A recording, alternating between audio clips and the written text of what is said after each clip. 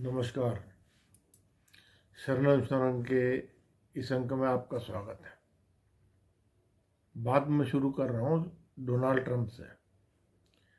Donald Trump की मई 25 से मई 26 तक गुरुदशा शुक्र अंतर्दशा है और मई 2027 तक उनकी जान को खतरा रहेगा। बाराक ओबामा और अमेरिका की डीप स्टेट ने 2 कोशिशें तो करके देख ली हैं उनकी जान लेने की। इलेक्शन टाइम में जुडिशरी तो पेन से ही कुछ कर सकती थी, वो कर नहीं सकी। बाकी डीप स्टेट में ओबामा, कमला हैरिस और बाइडेन ने पूरी कोशिश कर ली कि इस दुनिया का जितना विनाश हो सकता है वो विनाश करें और डोनाल्ड ट्रंप को रास्ते से हटा दें। अभी तक तो वो सफल हुए नहीं। 21 जनवरी को दोपहर 2 बजे राष्ट्रपति ट्रंप शपथ ले लेंगे। उसके बाद इन लोगों का क्या होगा वो तो ऊपर वाला ही जाने। ट्रंप के राष्ट्रपति बनने की घोषणा मैंने बहुत पहले कर दी थी, अपने ही किसी वीडियो में कर दी थी कि ट्रंप ही राष्ट्रपति बनेंगे।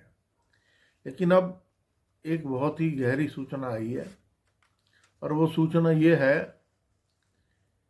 कि रशिया के राष्ट्रपति श्री पुतिन ने डोनाल्ड ट्रंप को आगाह किया कि उनकी जान को खतरा है। अब पुतिन जैसा व्यक्ति कभी भी कोई नो नॉनसेंस बात नहीं आती, बिना सबूतों के आधार पर वो कोई बात नहीं करता। इसका मतलब वास्तव में ट्रंप की जान को खतरा है। और ये डीप स्टेट जो बराक ओबामा चला रहे हैं कि ट्रंप को रास्ते से हटा दिया जाए, वो अभी भी इन कामों में लगी हुई है। वो हटेगी नहीं जब तक वो शपथ नहीं लेंगे। ट्रंप गुरुदशा शुक्र अंतर्दशा में है और गुरु दूसरे भाग में है। ये धन भाव की भाव भी है, दूसरा भाव, लेकिन ये मार्ग भाव भी है। इसलिए शुक्र 12वें घर में है। ये ट्रैवलिंग और लॉस ऑफ हेल्थ की बात भी करता है। तो इस समय में ट्रंप की सेहत थोड़ी खराब भी हो सकती है और इसी समय सूर्य और राहु की स्थिति से डीप स्टेट उनके ऊपर भारी चल रही है। राहु बुलेट को रिप्रेजेंट करता है, लेकिन ट्रंप ने जिन जिन लोगों को नियुक्त किया है अपनी कैबिनेट में, वो ट्रंप से भी ज्यादा बोलने वाले हैं। शायद उनकी बुद्धि ऐसी रही हो, लेकिन उन्होंने बिल्कुल ठीक लोगों को, काश पटेल को, रामास्वामी को, इन सब ऐसे लोगों को लगाया है जो कोई भी बात कहने में पीछे नहीं हटते। और ऐसे ही लोगों की इस समय जरूरत है। यूएसए अपने आप को बहुत बड़ी डेमोक्रेसी कहता है, जैसे दुनिया का ठेका ले रखा हो, लेकिन इस समय यूएसए एक ऐसी डीप स्टेट के हाथ में चढ़ा हुआ है वहां डेमोक्रेसी नाम की कोई चीज नहीं है। जिस तरह पाकिस्तान में आसिफ मुनीर सरकार चलाता है, इसी तरह डीप स्टेट और ये बराक ओबामा, कमला हैरिस, बाइडेन, ये मिलके एक गंदा खेल खेलने की कोशिश कर रहे हैं। मई 25 से मई 26 तक बहुत रिस्क है ट्रंप की जान को। उनके राष्ट्रपति बन जाने के बाद भी ये लोग बैठेंगे कि नहीं बैठेंगे, ये कुछ कहा नहीं जा सकता। अब उनकी कैबिनेट में तो लगभग आप यूं देख लीजिए कि 70% हिंदू आ गए, और ये 70% हिंदू उनकी FBI तक काश पटेल के रूप में स्थापित हो गए। इसका बहुत बड़ा प्रभाव दुनिया पर पड़ेगा।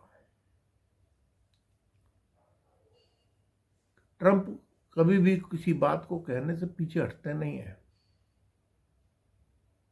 जस्टिन ट्रूडो जो कनाडा के राष्ट्रपति हैं, उन्होंने जरा सी आवाज़ निकाली तो ट्रंप ने उन्हें कह दिया कि आप अपने देश का USA में 51वीं स्टेट के रूप में विलय कर लीजिए। मतलब कि ये खुलेआम उन्होंने कनाडा को धमकी दे दी कि आपको हमारी लाइन में रहना पड़ेगा। अब काश पटेल, तुलसी गबार्ड, विवेक रामास्वामी, ये डीप स्टेट को बांटने और काटने वाले लोग हैं। ये हिंदू वंशी हैं और ट्रंप हिंदुओं का बहुत सम्मान करते हैं। बाइडेन ने ऐसा रायता फैला दिया वहां पर, कभी वो लड़खड़ा के गिर पड़ते हैं, कभी वो भूल जाते हैं कि वो किससे हाथ मिला रहे हैं, और उन्होंने ऐसा रायता फैला दिया है कि ट्रंप को इसे समेटने में 1-1.25 साल लग जाएगा। ये जो यूक्रेन का युद्ध करवाया है ट्रंप ने, जो सीरिया में अब इजराइल ने कराया, इन सब को समेटने में ट्रंप का 1 साल लग जाएगा। और 2.5 साल के बाद तो अमेरिका में नए इलेक्शन की तैयारी शुरू हो जाती है। तो ट्रंप के पास समय की बहुत कमी सी हो गई है, जिसके कारण भारत को भी थोड़ा सा इसमें सहना पड़ेगा। कतर को धमका दिया गया है, यूक्रेन को धमका दिया गया है, लेकिन जाते जाते Biden long range missile Ukraine को दे रहा है ताकि वो ये रशिया पे चलाए और रशिया वापसी में एक न्यूक्लियर बम चला दे। लेकिन पुतिन बहुत समझदार आदमी है और बहुत चतुर खिलाड़ी है। उन्हें पता है कि ट्रंप के गद्दी पे बैठने से पहले जो लोग उनसे इस तरह का गलत काम कराना चाहते हैं वो काम ना किया जाए, वो काम ना किया जाए, क्योंकि वो काम अगर हो गया तो फिर वो डीप स्टेट अपने उस कार्य में सफल हो जाएगी। भारत में मोदी जी की इज्जत बहुत ज़्यादा है, विदेश में भी उनकी इज्जत बहुत ज़्यादा है, और ट्रंप के आते ही चाइना थोड़ा सा बैक स्टेज पर चला जाएगा। अभी ये एक नई चीज़ हुई थी कि ये जितने अरब देश हैं, UAE, सऊदी अरब, ये थोड़ा चाइना की तरफ मुड़ गए थे। अब इन्होंने भी अपनी पॉलिसी चेंज कर ली है ट्रंप के जीतते ही। ये भारत वाली लाइन में आ गए हैं कि हमें जहाँ से जो फायदा प्राप्त होगा हम तो वहीं से लेंगे। जैसे इंडिया ने साफ कह दिया कि तेल हमें रशिया से सस्ता मिल रहा है, वहाँ से लेंगे, हथियार अमेरिका से सस्ते मिल रहे हैं, वहाँ से लेंगे। और रफाल मुझे फ्रांस से सस्ता मिल रहा है, मैं वहाँ से लूँगा। ये तो मेरी मर्जी है, मैं जहाँ से लूँ। तो इस स्थिति को देखते हुए ये अब यूएई, सऊदी अरब, चाइना से थोड़ी सी पॉलिसी को शिफ्ट कर लिया। अब इस पॉलिसी को शिफ्ट करने से ये हुआ कि हथियारों की सप्लाई जो विश्व में अमेरिका कर रहा था उसमें थोड़ी सी कमी आ गई है। ट्रंप ने साफ तौर पे कह दिया कि अमेरिका में सिर्फ वैलिड सिटीजन ही रह पाएंगे। इसका मतलब हजारों लोगों को अमेरिका से वापस अपने देश लौटना पड़ेगा। डॉलर का अवमूल्यन करेंगे वो, और जिन देशों को पैसे दे रखे हैं उनसे वापस मांगेंगे, जिसके कारण विश्व में आर्थिक समस्याएं होंगी। और ये आर्थिक समस्याएं बहुत अच्छी नहीं है दुनिया के लिए। असलियत में पहले राजनीति जो हुआ करती थी पुराने जमाने में, वो धर्म नीति हुआ करती थी। कल युग में अब सूर्य नहीं, राहु कारक है। पहले सूर्य कारक था, अब राहु कारक है। अब आपको मैं बताऊं कि अमित शाह जी की कन्या लग्न है, जिसका कोर लॉर्ड राहु है। महाराष्ट्र इलेक्शन में हमने प्रेडिक्शन बहुत पहले करी कि बीजेपी जीतेगी। अब उसमें फडणवीस जी के लिए दो ही रास्ते थे। उनका भी यही कन्या लग्न है, राहु राशि है, राहु काल चल रहा है। 4 नंबर ही उनका भी है और 4 नंबर ही अमित शाह जी का भी है। तो स्थिति यूं बन गई कि फडणवीस जी के लिए दो ही पोस्ट थी हिंदुस्तान में। या तो वो बीजेपी के राष्ट्रीय प्रेसिडेंट बन जाए, और या वो महाराष्ट्र के मुख्यमंत्री बन जाए। अब आरएसएस खुलकर बीजेपी के समर्थन में आ गया। जब 303 सीटें मोदी जी के पास थीं, राज्यसभा में बहुमत था, तब वो बहुत कुछ कर सकते थे। तब उन्होंने किया नहीं। अब सीटें रह गई 240, और 2 बैसाखियों के ऊपर अब चल रहे हैं। लेकिन बीजेपी के राष्ट्रीय प्रेसिडेंट का काल समाप्त हो चुका है, और नए राष्ट्रीय प्रेसिडेंट बीजेपी के जो होंगे, वो मैं प्रिडिक्ट कर देता हूं, वही होंगे धर्मेंद्र प्रधान। धर्मेंद्र प्रधान जी ही अब बीजेपी के राष्ट्रीय प्रेसिडेंट होंगे। अमित शाह राजनीति के चाणक्य हैं, भारतीय राजनीति के चाणक्य हैं। लेकिन मोदी जी जब जगह खाली करेंगे, अमित शाह कभी भी इस देश के प्रधानमंत्री नहीं बन सकेंगे। देवेंद्र फडणवीस जी भी इस देश के प्रधानमंत्री नहीं बन सकेंगे। राजनाथ सिंह जी भी इस देश के प्रधानमंत्री नहीं बन सकेंगे। एक नारा दिया योगी जी ने, बटेंगे तो कटेंगे। मोदी जी ने उसको सॉफ्ट कर दिया, एक हैं तो सेफ हैं, जबकि असली नारा वही था, बटेंगे तो कटेंगे। और बटेंगे तो कटेंगे ने उत्तर प्रदेश की 7 सीटें जिता दी। लेकिन मोदी जी ने सेफ गेम खेलने की कोशिश की कि एक हैं तो सेफ हैं।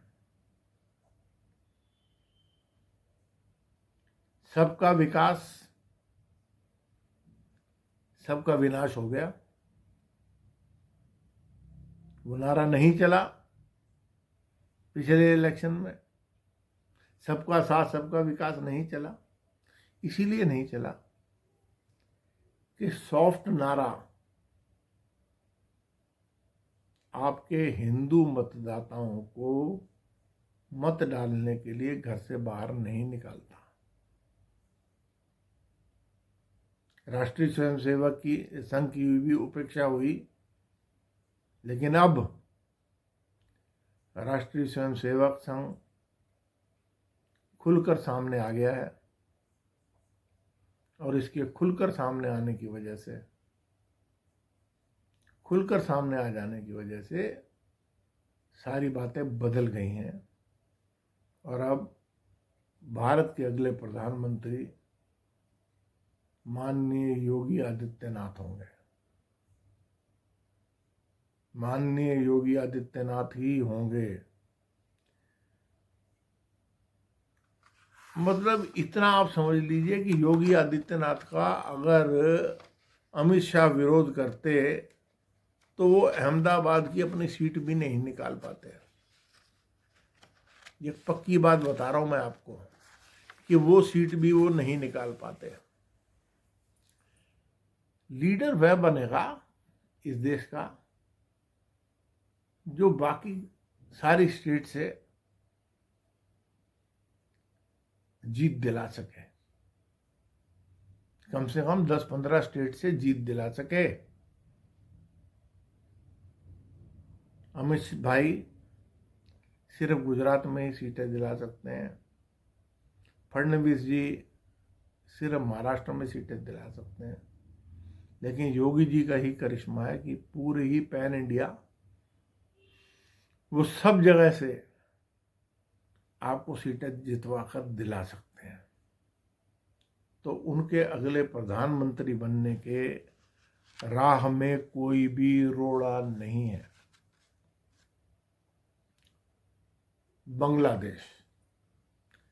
बांग्लादेश में फरवरी 2026 से 2030 के बीच बांग्लादेश के कई टुकड़े हो जाएंगे,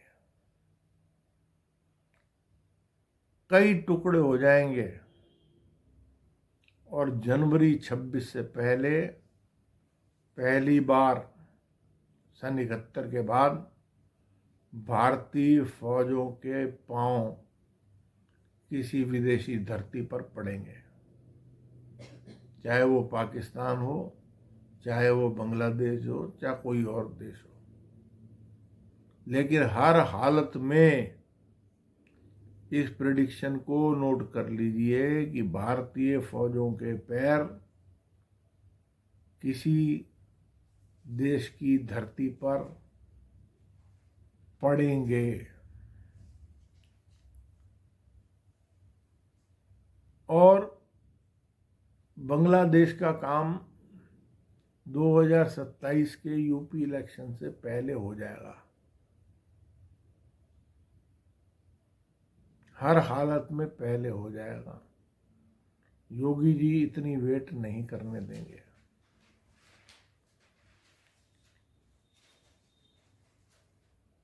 मेरा एक प्रेडिक्शन है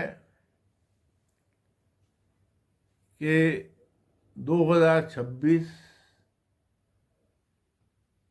फरवरी मार्च के बाद मोदी जी स्थान रिक्त करेंगे। इस देश में एक देश एक चुनाव की चर्चा चल रही है। मान के चलता हूं कि पार्लियामेंट को समय से पहले भंग किया जाएगा और इस देश में सारे राज्यों का और लोकसभा का चुनाव एक साथ होगा। अगर आप राज्यों के चुनावों की बात अभी करेंगे तो कई विरोधी पार्टियां ऐसा नहीं होना चाहिए, गलत है, ये है, वो है। लेकिन जब आप लोकसभा के भी इलेक्शन कराने को तैयार होंगे तो ये फट से उछल कर खड़े हो जाएंगे कि हम में से कोई प्रधानमंत्री बन सकता है। अब ठीक है, करा लो, सारे देश में करा लो, जहां जीतो वहां पर ईवीएम ठीक, जहां हारो वहां भी ईवीएम गलत। तो अब ये मान के चलना पड़ेगा कि सबका विकास सबका साथ बेकार का नारा है, ये किसी काम का नहीं। एक है तो सेफ है, किसी काम का नारा नहीं। अब नारा बटेंगे तो कटेंगे, ये सब धर्मों पे लागू हो गया। आप हिंदू हो, मुस्लिम हो, सिख हो, ईसाई हो, सब पर। अब जाते जाते एक मेरी प्रेडिक्शन है, वो गलत भी साबित हो सकती है, लेकिन मुझे लगता है कि दिल्ली की असेंबली खत्म की जाएगी और दिल्ली में राष्ट्रपति शासन लगाकर, यानी कि यूनियन टेरिटरी इसको बनाना पड़ेगा, वरना ये केजरीवाल बहुत तंग करेगा। दिल्ली में कांग्रेस की कोई सपोर्ट नहीं है, लेकिन कांग्रेस इलेक्शन लड़ेगी और बीजेपी के जीतने के सिर्फ दो ही रास्ते हैं। या कोई स्त्री, नाम नहीं ले रहा मैं, बहुत ही कंट्रोवर्शियल नाम है, सर तन से जुदा वाला नारा जहाज जिसका लगा था, वो स्त्री या कोई सरदार, इनको अगर मुख्यमंत्री का चेहरा घोषित किया जाए दिल्ली में, तो दिल्ली में इलेक्शन जीता जा सकता है, भारतीय जनता पार्टी की सरकार बनेगी। राहुल गांधी बहुत बड़ी मुश्किल में है, अपनी नागरिकता को लेकर भी और जॉर्ज सोरेस के साथ अपने रिश्तों को लेकर भी। अब तो सोनिया जी का भी रिश्ता निकल आया। फरवरी 25, ज़्यादा दूर नहीं है, 3-4 महीने रह गए, 3 महीने रह गए। फरवरी 25 में राहुल गांधी बहुत बड़ी मुश्किल में पड़ जाएंगे, क्योंकि बीजेपी अब ना तो डक करेगी, ना बैकफुट पे खेलेगी, बीजेपी फ्रंट फुट पे खेलेगी, क्योंकि बीजेपी अगले साल लोकसभा के इलेक्शन कराने के लिए तैयार बैठी है। बीजेपी फ्रंट फुट पे खेलेगी और आरएसएस बीजेपी के पूरा पीछे लगा रहेगा। राहुल गांधी को या तो ये देश छोड़ के जाना पड़ेगा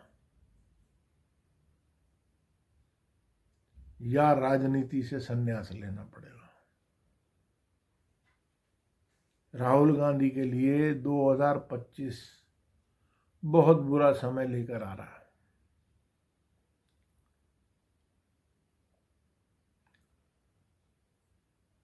लग्न लॉर्ड मोदी जी का छठे हाउस में है, इसलिए मोदी जी 2025 में वक्फ और एनआरसी का मुद्दा लेकर आएंगे। मोदी जी भी फ्रंट फुट पर खेलेंगे, पूरी बीजेपी फ्रंट फुट पर खेलेगी। अब जाते जाते बता दूं कि दो महानायकों की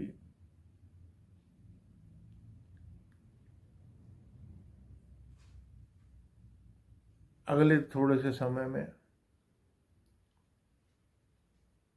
समय ठीक नहीं है। एक है अमिताभ बच्चन और दूसरे हैं धर्मेंद्र। इन दोनों की मैं एग्जैक्ट प्रिडिक्शन नहीं करना चाहता, लेकिन इनके लिए समय ठीक नहीं है। बीमारी हो सकती है या कुछ भी हो सकता है, लेकिन देश 2025-26 के बीच में बहुत बड़े आर्थिक संकट से गुजरने वाला है। और ये वीडियो आप बहुत ध्यान से देखें। इस आर्थिक संकट से गुजरने के कारण घर में अनाज, पैसा, बुजुर्गों का ख्याल ज़्यादा से ज़्यादा रखें, क्योंकि कोरोना की तरह कोई ना कोई महामारी आने के पूरे चांस बने हुए हैं। और इन सब को देखते हुए मैं आप सभी से कहूँगा कि हिंदू, मुस्लिम, सिख, ईसाई आपस में सब भाई भाई बनकर रहो, तब आप विदेशी ताकतों से लड़ सकते हो, आने वाली चुनौतियों से लड़ सकते हो, अपने देश को महान बना सकते हो। ऐसे अच्छे वीडियो को प्राप्त करने के लिए चैनल को सब्सक्राइब करें, लाइक करें, शेयर करें, अधिक से अधिक लोगों को भेजें, कि ताकि देश में जागृति हो। देश में जागृति हो। बटेंगे तो कटेंगे एक हिंदू नारा नहीं है, वो पूरे देश का नारा भी है। अगर हम आपस में बटेंगे तब भी कटेंगे। इसलिए इससे बचकर रहें। चैनल को सब्सक्राइब करें, फॉरवर्ड करें, लाइक करें। चैनल के 10,000 व्यूज़ कल कंप्लीट हो गए, उसके लिए मैं आप सबका बहुत बहुत आभारी हूँ। धन्यवाद।